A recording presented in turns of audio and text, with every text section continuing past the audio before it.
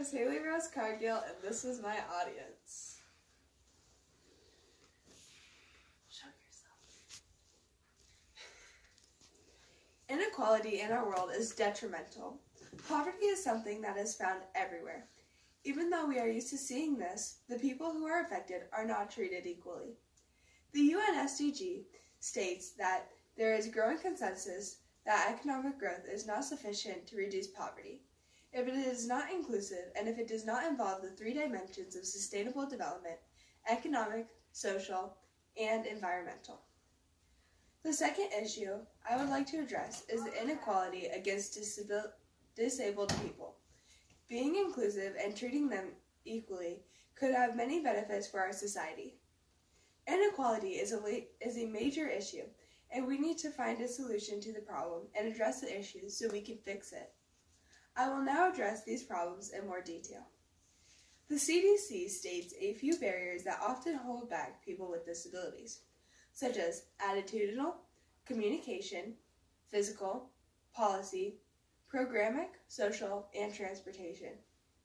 Inequality towards poverty would be as simple things, such as having a home or food, and also because there is a little amount of access to a shower and new clothes.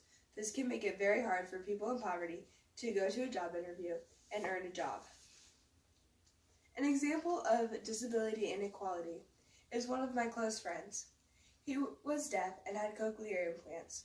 Throughout his high school career, he did not receive the education he needed. Through this, I understand the problems with the inequality towards disabled, and I want to work through this to help them. Examples of people in poverty would be from LifeWater that states 9 major statistics for worldwide poverty. Number 1, globally, 10.9% of the world is living on less than $2 a day. Number 2, for every 1,000 children born, 41 will die before they turn 5 years old. Number 3, globally, in 2016, over 63 million children were not attending school. Number 4, of all the children living in extreme poverty, 75% live in sub-Saharan Africa and Asia. Number 5, today approximately 12% of the world's total population is still practicing open defecation. Number 6, rural population around the world are 4 times as likely as urban population to be drinking contaminated water. Number 7, while 81% of the urban residents have the ability to wash with soap and water, less than half of rural populations have the knowledge and resource to manage their own health in this way. Number 8, people in the United States are expected to live 18 years longer on average than those born in sub-Saharan Africa. Finally, number 9, about a third of the UN's least developed countries are also the least evangelized countries in the world. People in Nebraska Talk Poverty published a statement saying that out of the 1,851,069 people living in Nebraska, about 211,453 are in poverty. They also stated that we are ranked 4th in the U.S. with a percentage of 3.2 for our unemployment, but are ranked 7th in income inequality. Finally, we are unfortunately ranked 39th in the U.S. for hunger and food insecurity. Policies help to reduce inequality for disabled. In a statement by the UN, they addressed the problem of inequalities for the disabled, and they decided on one major policy that needs to be put in place to get the ball rolling, which would be through social protection policies.